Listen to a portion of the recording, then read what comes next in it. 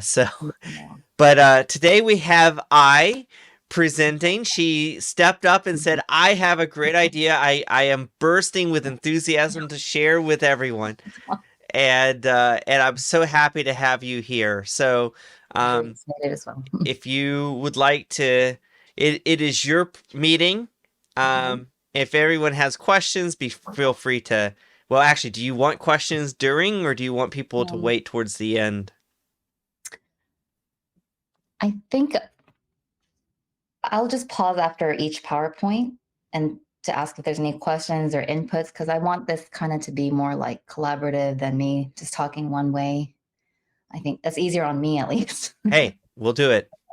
We're here to support you as well. Okay. Yes, please. I need all the moral support. But yeah, I hope this will be more of a collaborative and kind of like I would like to learn from you guys as well. And especially I've only been in Ruby on Rails for 6 months. So yeah, so and I have my local server running to simulate a very, very, very basic app that only includes these models, but I'll maybe wait until the end to do that, Okay. perhaps. Okay, let's see if this You want to works. share your screen or? Yes, Okay. see if this works. Um, okay,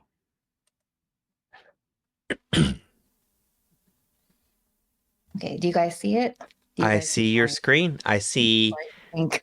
the whole terminal, your code Okay. editor, Yes. your like There to we do go. app, and now PowerPoint. Yes.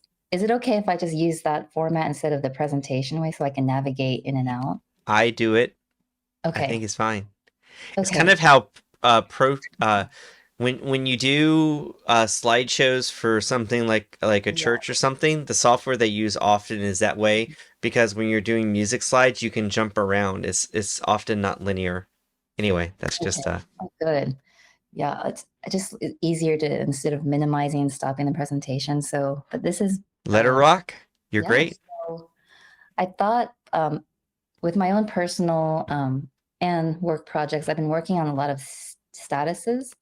So I've decided to kind of dive into that, and I thought it'd be a good opportunity to share, um, you know, my ideas of statuses and what I've coded so far.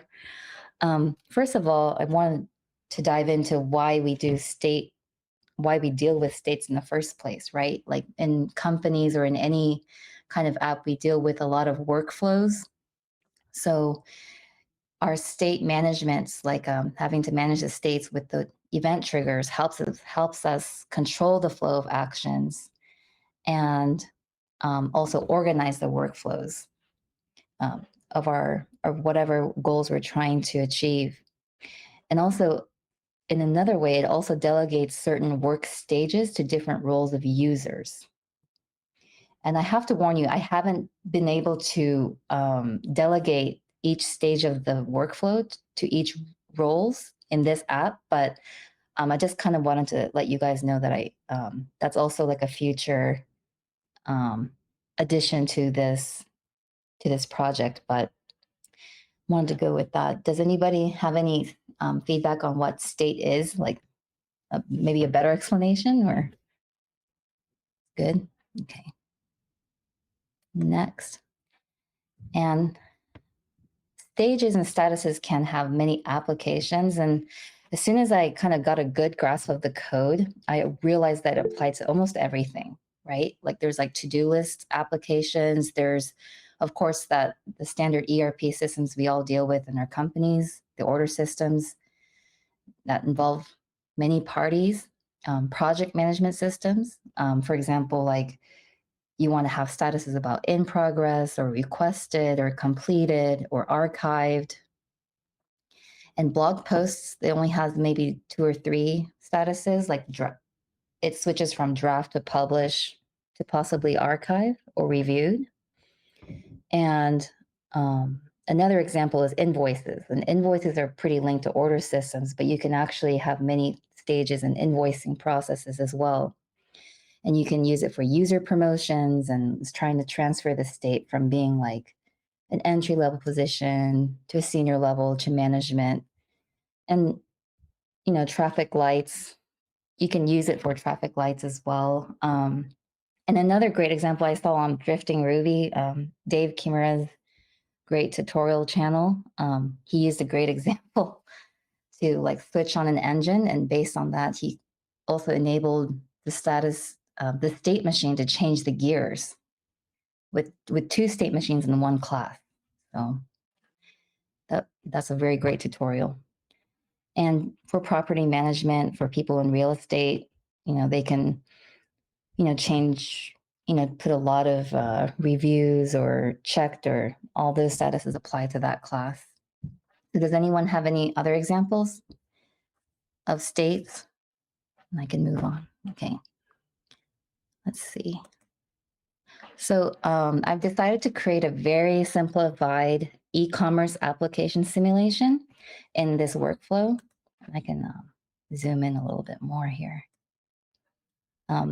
Probably this visual will probably help people grasp what I'm trying to code or what I'm trying to make with these state machines. But an order is started as an inactive, and customers enters the order as an inactive state. And as they hit the submit button on the form, it turns to requested. And after the order is in the requested stage, sales will review it before it goes into production. So they'll hit like a trigger, like an approve button, or start order button, or whichever what the organization likes to call it. And then that change that triggers the state to become from requested to production. And then when production completes whatever service or inventory they deal with in production, it triggers the state to change from production to complete. And according to this flowchart, there's also triggers in the state machine to trigger, to change it to cancel. But I've decided to use this example to not allow complete orders to be canceled, just for the sake of this tutorial or this presentation. And if you want to take it further, the state machine can be applied to invoices as well. Okay, does anyone have any questions? Right. Oh, good. Most people have some experience Mhm. with e-commerce, so this is a great teaching Yeah. example. Oh, thank you. I'm glad I chose this subject then. So now I want to get into now that you have the high level overview of the business flow, I wanted to implement the code. I was only, sorry, with my time crunch, I was only able to implement like my manual way, and then downloading the AASM gem. Those two ways I could present to you today.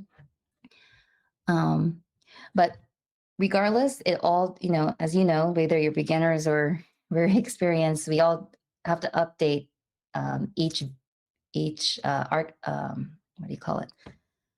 The the model class, the controller, and the templates, the views. So they all have to be updated when you create this code to create this state management process. Okay. So I'm going to go over the manual approach to code this. And this is kind of like spaghetti code, but as you can see, it's under the order model file. And I've created the custom method called advanced status. And then you can see that I use the comparison operator to know what status is in first with the if-else statements. And then it switches to a different status depending on what the current status is.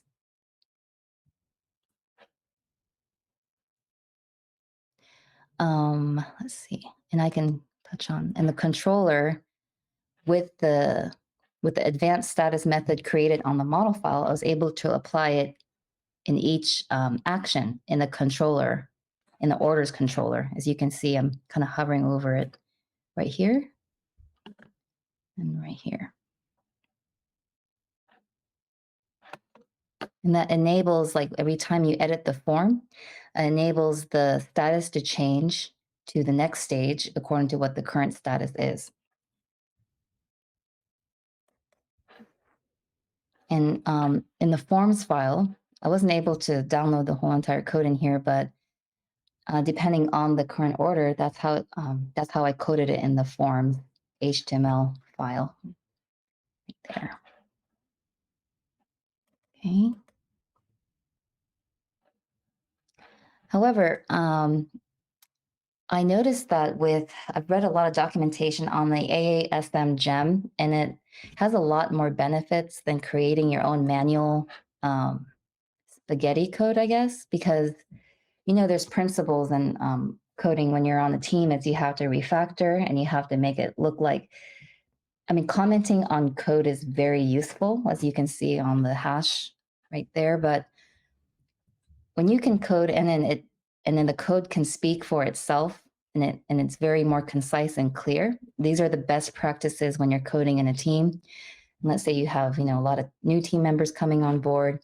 So I thought the AASM gem is a really great alternative to just creating your own custom methods for triggering the event to change the status. Let me just go over what ASM is. I'm sure many of you know already, but AASM stands for Access State Machine. And this is the library that helps you pass the process design of your objects. And it is very much aligned with the best practices of fat model and skinny controller. If any of you, probably most of you know that's the best practice. And as I said before, the workflow is more clear and readable. Yes. Well, I use the ASM gem especially because according to my research, it is maintained more regularly and the community is very active and has great documentation. And I have included the link on this PowerPoint presentation if any of y'all wanted to refer back to that later. And it has great public methods. But I can show you later with my IDE that I had to create my own methods to test it out on the console. Maybe I have it here. Yeah, as you can see right here, I had to customly make the Boolean method to test out the console to see if it really updated my object or not. But let's see, as you can see on the right, it has many built-in public methods that you can test out on the console very easily. So it reduces the lines of code as is. And then also it has a great other benefits like callbacks can be implemented and thing called guard. Yeah, the thing called guard that allows you to, I don't know, like sometimes you do have transitions, but you can add in conditionals or when you have when you have uh, what do you call it? Two stages, two statuses, you can combine them too, and you can actually add another under a different if conditional to the next ASM conditional code. Later, I think Dave Kimura had a really great tutorial on his website, and he can explain really well with like a car model example. Like if the engine's on, then the gears can change, like something like that under the class of car, of course. And it helps you design your process much easier, like with a better visual. That's about how I felt when I was using the ASM gem as well. Does anyone have any questions? Okay. We have a little bit of a chat in the sidebar. Yeah. So that is a good thing. I guess what was said, Aaron pointed out just what AASM means. I made a reference that it's been my practice to use the type field as a state machine field because that lets me actually use single table inheritance in Rails to have different inherited behavior depending on the state that something is in. And then I can use subclassing for like next state or something instead of like if else or case statements and so forth. You can also have like different validation rules or whatever you need. So it's just one thing I have done to have more complex state-based behaviors implemented in code. But other than that, I think you have done great, explaining, the do it yourself approach, and hey, there's a gym that gives us more. And you pointed out jobs, and job status is a Mhm. big use of these things. Especially if you need to report back to the user that their job is failed, it will never succeed. And, they click the button and they needn't think that they're waiting anymore. Um, Right. so, It definitely reduces the amount of messaging and a ton of communication back and forth.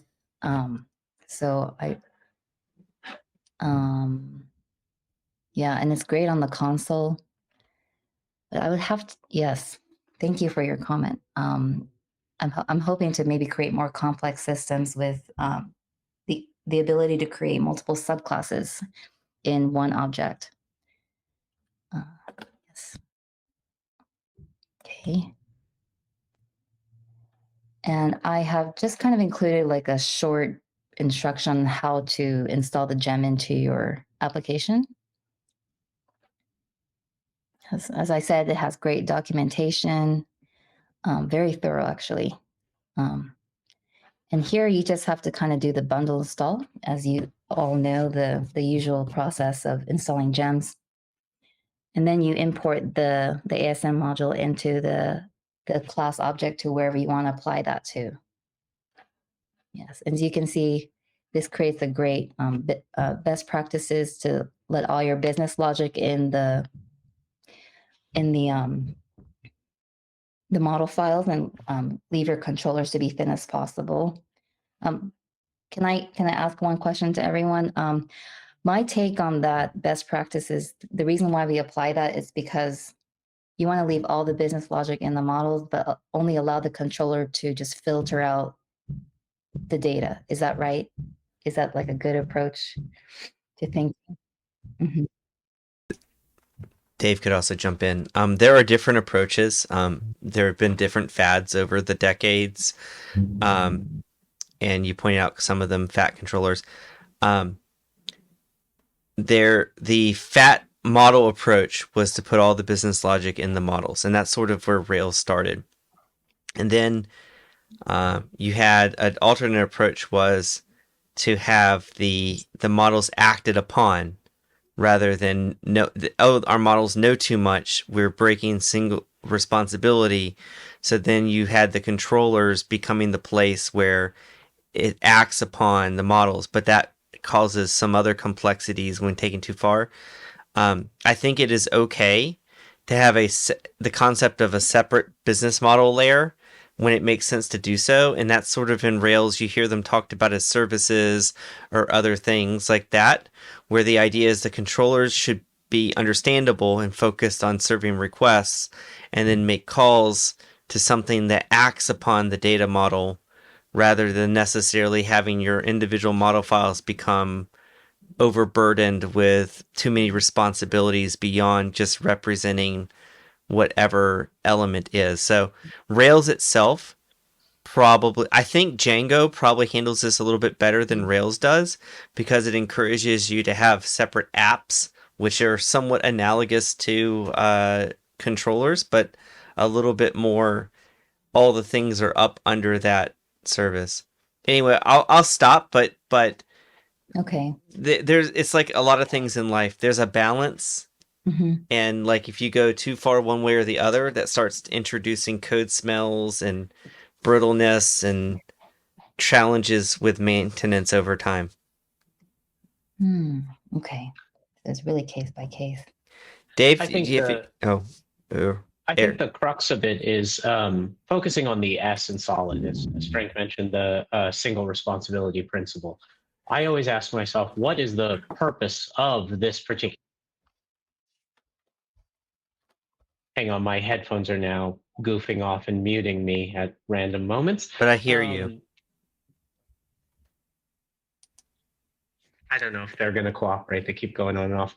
The controller, its primary purpose is to connect a request from a user to an outcome on the service. So you want to move as much business logic outside of the controller so that you can understand what is the user requesting, are they authenticated or authorized to do this action, and what do you want to return to them? and you want to keep the controller as focused as possible on just that single responsibility. Mm. For the model itself, that's mostly about storing the state or acting on the model by itself. Like, we know what the order is responsible for. It gets a little murky, as Frank was alluding to, when if we make an order, does it send an email? Does it inform the operations department? Does it have side effects? Does it create a metric for our system to know how many orders are coming in and at what time of day they're coming in? So that's where you start getting into that nuance. And Yeah, I agree with that. So basically, if you have an active or if you have a state machine on a model, and if that state machine is mutating a bunch of other records, so outside of the particular order in which it was initially called or acting on, then I understand how you can get into situations where you're like, well, we need this to happen. We need, once you place an order, for it to then go do these other things. However, the issue comes into play is tracking down bugs, trying to figure out when something goes wrong, which bit of code is actually responsible for that. Because I've seen situations where you had active record callbacks, they call back to other models, which call back to other models. Things are getting mutated all over the place. That's calling, doing database record updates, which then is essentially calling some SQL triggers, and then those are doing something. And it's a nightmare to trace back.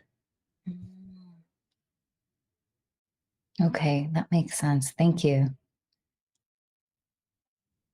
But I'm sorry, can I revisit what Aaron, what you were saying is that you want to have it focus on the user and the service, user and the, For the controllers? yes. Yeah, so I envision the controllers as like if I think about Rails, there's the routes file that tells Rails if a URL of the following type comes in, to what controller does it go to? And then that controller has a specific purpose. It needs to know who the user is, what they would like to do, and what are the collaborating objects. And these could be models in the Rails parlance, or they could be plain old Ruby objects, or poros, as people like to shorten them to. And the controller is mostly responsible for taking in the user's information, kicking off some sort of action, and returning some sort of value to the user, whether it just be an HTTP status or JSON or a request body, or in most cases with Rails, out of the box, HTML.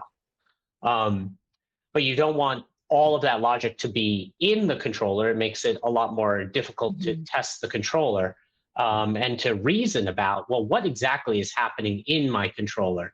As when you're debugging or testing, you're going to trace like where it's going through the code. And there's a lot you can then encapsulate if you know, like, hey, there's nothing wrong with my model here. My controller's just erroring. I can step through and completely encapsulate, okay, my model does something, but that's not the source of the error. What's going on in my controller? Okay. And another good reason, to Aaron's point, and this happens all of the time. So you create this ordering system, right? And it has a web interface, and you have business logic around orders. Well, now you find out that you have a reason to create an API for some partner company to interact with your ordering system. So now, do you but the API can do things that also happen in the front end. So now, do you have to intermix API logic with your controllers? Oh, I want a different controller. Well, now I have two controllers, but all my business logic was in my controllers. Am I copying and pasting and duplicating? Do I have to like do some inheritance thing? So having that separation of concerns makes it a lot more tractable to be able to have your web application, and then your like integration API, and then invariably API v2 because you decide that you want to do additional features and your other partner does not want to update, so now you have to support 2 APIs plus the ongoing. So as an app lives, having that separation of concerns makes it possible to do these things without undue brittleness coming from too tight of a coupling at each of those layers. That makes total sense. So basically, to put a bullet point on what everyone's saying is the debugging process, you should center it around the debugging process, the trackability, and I guess the architecture really depends on organizing it by layer so you can further debug it in the later, like doing the work up front, organizing the work up front. Okay. Yes, the debugging process really comes in center, doesn't it, in software engineering? So, okay, so I'm going to move on to the next slide. Yeah, so I just wanted to kind of show you what my code looked like using the ASM gem in the model file. It's really straightforward. It's kind of self-explanatory actually, but each event triggers the status to change from one to another. And in this case, I chose the request button from the customer, and the sales representative could press the approve button to transition it from requested status to the production status. And the event of completion changes it from production to complete. And then, like in the flow diagram, you can see that cancel is enabled on the status of inactive request and production, but not under the completed button. And I did this just to show like a simplified overview that you can make some exceptions on sometimes an event can't apply to. So I put the error code right here. It's not eligible to cancel. The task is already complete. As I said, I'm trying to keep the business logic in the model class. I'm sorry. And here, I just kind of applied those created methods of request, approve, and complete into the methods in the controller. And it allows it to save. And however, one thing I kind of felt, I may need some of your help, but I've noticed that when I changed on the update action, this portion, when the task was saving, it was originally update when I use the scaffold, but when I change it to save, it actually correctly updated the data. And I'm hoping this is not as dangerous, or is there any repercussions to that? Is there a difference between update and save? Actually, update is, well, it used to be update attributes in newer versions of Rails.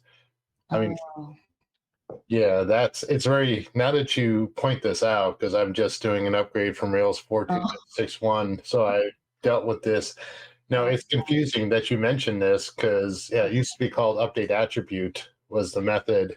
Okay. And that's as of Rails 6.1, I know they changed it to update. But yeah, that's kind of confusing. I mean, now that you bring that up, yeah, having gone through that. I think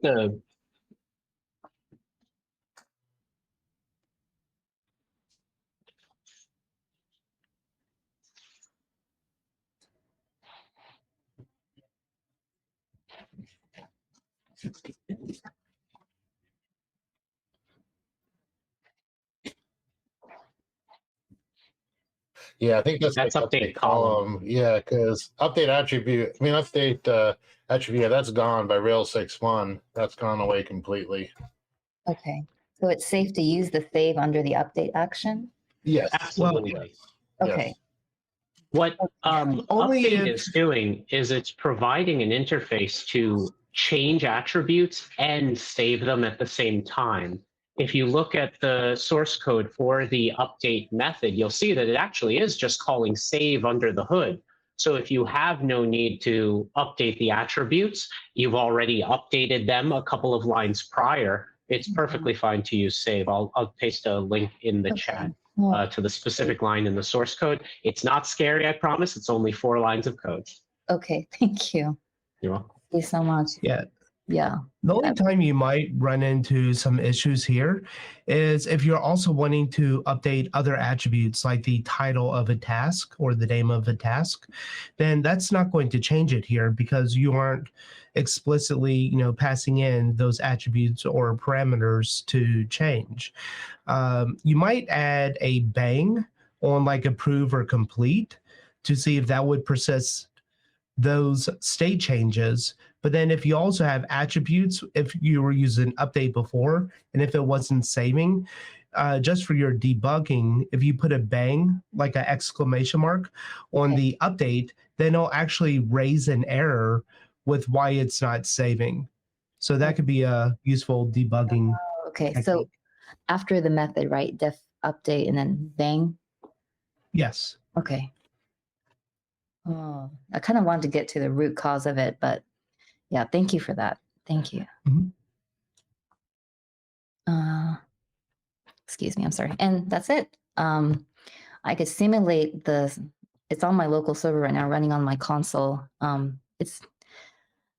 But now I've kind of went ahead and asked the questions, but if there's any other introspection discussions that you guys had wanted to make, if there's a different approach, I'm open ears. Would love to hear your approach on this or take on it. Why don't you show us your demo? Oh, yes. So when I trained on Ruby on Rails, I used Michael Hartle's. So let's see here. Good choice. That's what my boss's choice was, but can you guys see? Yes. Okay. See a sample app. Yeah.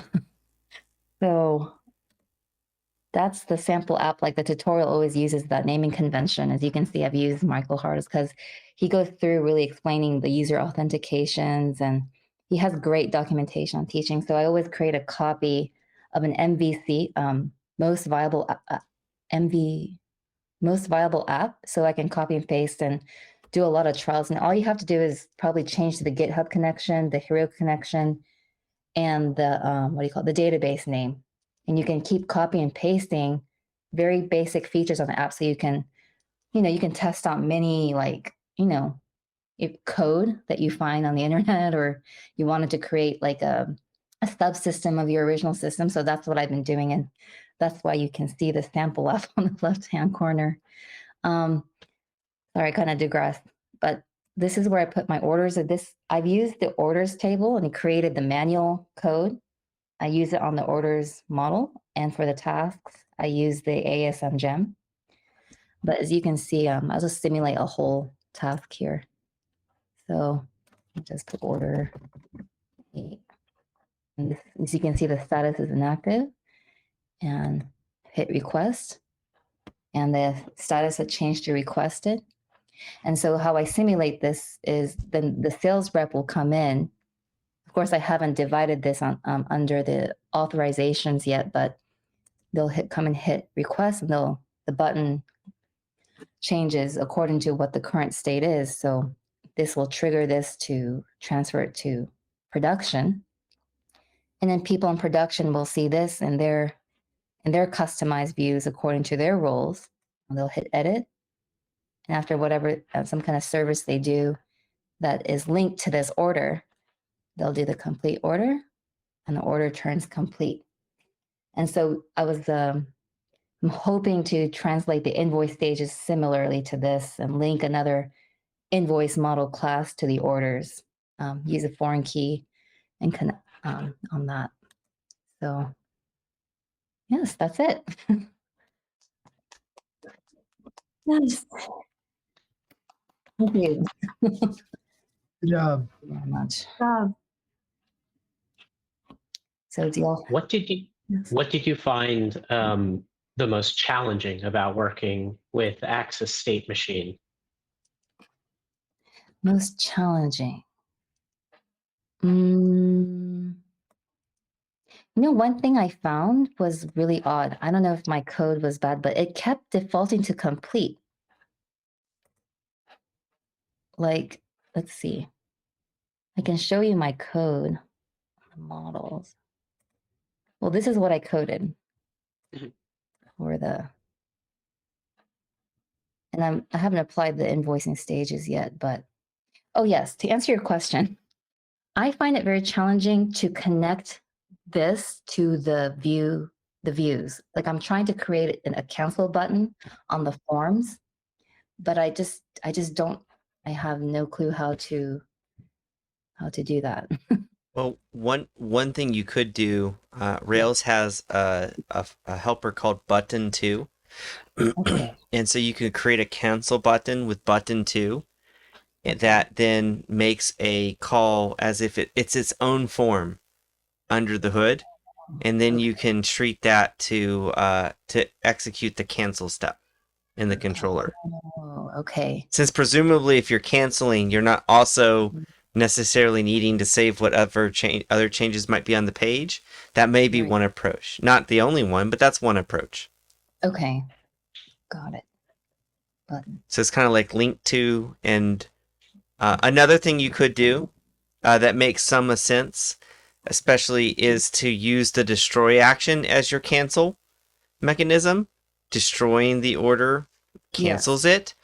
And then you could use the standard destroy link that does the "Are you sure?" if you wanted to do that pop-up conversate or something. I see. That's a good idea too. Destroy. And I wasn't sure, like, if you can see on the forms here, is there anything I could have added to that to help it transfer to the cancel stage? Like, I don't. I mean, presumably, button danger method patch. Are you talking about the link to call on line 25? Yes. So that doesn't have any information for the URL helper to determine that you want that to go to cancel as opposed to the update action, which is a part of patch. If you've included the cancel action in your Rails routes file, there should be a path helper that you can wrap around that. So it might be something like cancel order, which would be a method you would pass task into. Mm-hmm. And a quick way to see what routes and helpers are available to you is to just type Rails routes on the command line. And that will invoke Rails and it'll spit out all the routes for you. Okay. And I wasn't sure if I was supposed to do that. Sorry if I'm. You're doing great. Let's see the routes here. So there's the resources, and I will nest it underneath the resources of tasks. Yes, in fact, you could do a do, like resources do, and then I think it's member, or I have to think about it every time. I think it would be patch, cancel, and then a comma, and you'd pass on as you'd start to create a hash on : member. Or it's member do, like put patch or put cancel or something, or patch cancel. Patch cancel. Okay. So member can be a block, and then in that you can do like all your custom actions. Okay. I see. Oh. Not quite like that. I'm sorry. There should be some documentation. Oh, there is. Oh yeah. I'm sorry. Okay.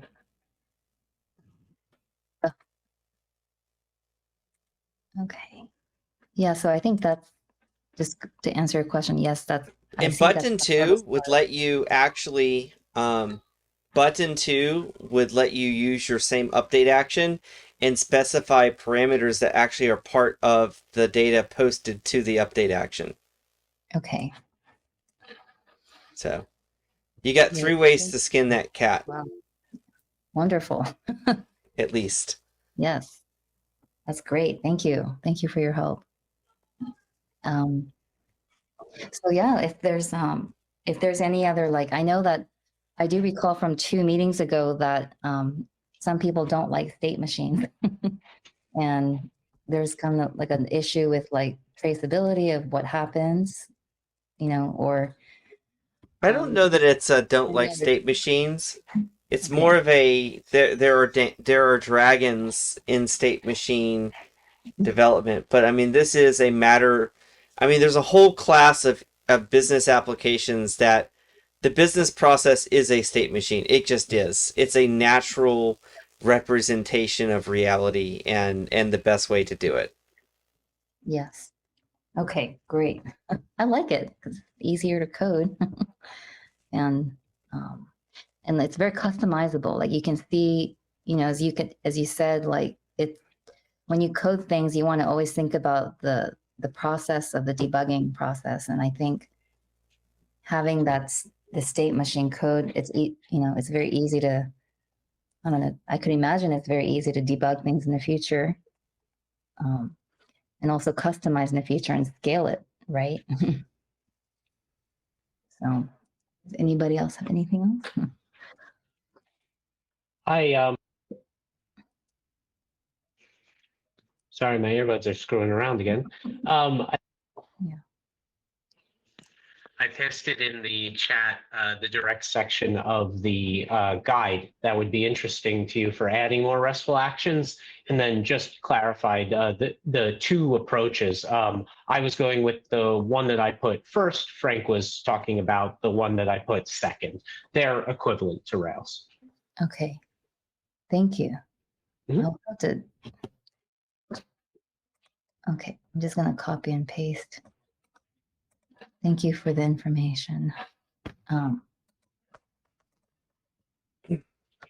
so I don't know if this could be a good subject matter for the next Ruby meetup, if anybody wants to code something else, or but surely like having this state machine knowledge is really just helps me explode in ideas. Like it just inspires so many ideas on what other apps to make, your own ideas implemented, or so I think it's getting really fun. I mean, for those who have just started, or I don't know, for me, it's been really fun to play around, like how to navigate a whole entire system, or as I said, there's so many applications like for this, like everything, like a honey-do list or project management application, or, so it's been very, very inspiring. And it really just, if you get one idea, like it's funny how it like helps you expound on other ideas and other applications. So it's been really great. Yeah, I would just caution within your one application to not overuse this kind of tool set. That's where things can get really complicated fast. Yeah. But using active state machines just for one area of your application that's pretty isolated, or pretty manageable, they're really awesome. Okay. Thank you. So I've seen you fell into some trouble before. What I really love about Rails, because it was my own introduction to the world of software development, is how easy it is to get started and just get things working, but how it provides an immediate path into some of the fundamentals and then more advanced topics of computer science.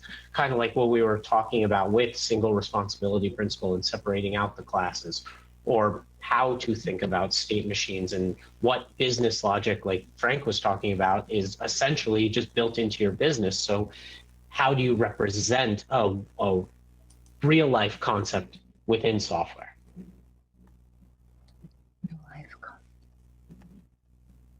Like the orders, having a state machine, they would probably have some associated record for the price, or maybe the fulfillment center. Right. Eventually, these orders would naturally belong to a customer. The fulfillment center might be dependent on that customer's address. just like the way it spiders into your brain and starts like down all these other paths that give you new problems to solve, and what tools do you want to explore to figure them out. I think that's what I wanted to say, but I couldn't say it that well. Like it, yeah, it basically like once you can, this is a great brain exercise and that allows you to really, yeah, just like you said, like, think of other solutions in other areas in the business. So one area when I kind of mentioned the using subclassing, and I'm stretching a little bit to give an example, but suppose you had some complex business logic that was dependent on certain types. So let's say you had an order, and you could ask the order what its closest fulfillment center was. That might help you drive it. That might do some logic based on the customer's address. But also ask what shipping options are available. Might depend on what it is. So, for example, maybe certain products can be shipped by UPS and by USPS. They're just normal products. Maybe other products are very large and can only be shipped by special couriers, and so you could have like a different subclasses for. That's an area where single table inheritance could come in handy with your products, is that you could have like large product and like regular product or special product, and those could have actual programmed business logic differences, and using the subclassing technique, it can be helpful. And again, if I stumbled over myself, I'm like half thinking of when I've used this in the past and trying to make it generic, and it's coming out kind of funky, but that's the concept. I have different business rules that apply depending on the type of thing it is. It's nice to use a subclass. Okay. No, that makes sense. Like in my company, like we have different work stages according to the order type. So that's how it's kind of applied. Yeah, each order type could be a subclass. Look up single table inheritance. Okay. And even though it's not the normal way it's done, when I do single table inheritance, I almost always use namespaces.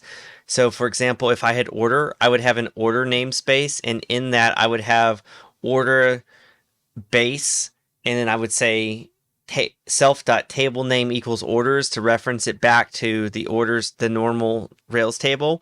And then I would have the different types of order as a subclass. So it would be order : thing, order : another type. And so that way you have everything nice and neat in that drawer, but you can have those different divergent business logic nicely encapsulated in object-oriented inheritance, rather than having a bunch of conditionals strewn throughout your other layers. Yeah, that's very less code and yeah, it can be very tight, like nice little simple classes that are only a few dozen lines of code different, rather than having case statements everywhere. I'm getting some head nods from Aaron. Yes. Do I sense pain in your past? I think we've all been hurt before. Yes. I think the brain remembers pain very well, doesn't it? Yeah, it's naturally risk averse. But it's fun in the process because, I don't know, with the pain, and then there's like that euphoria of getting the thing to work. Yeah, and when you learn something the hard way, you learn it forever. Yes. Fantastic. Does anyone have any other questions for Ai on her work here today? Thanks, Ed. Well, I'm going to go ahead and stop the recording. Thank you. By the way, Ai, thank you so much for talking with us today. And you did a wonderful job on your presentation. It was Great job. a good talk. Thank you so much. Yes, good job. Yes, thank you for hearing me, even though I was going off on tangents and sometimes monotoneness. But thank you for I couldn't do this without you guys. You guys are very supportive and approachable, so it made it less intimidating.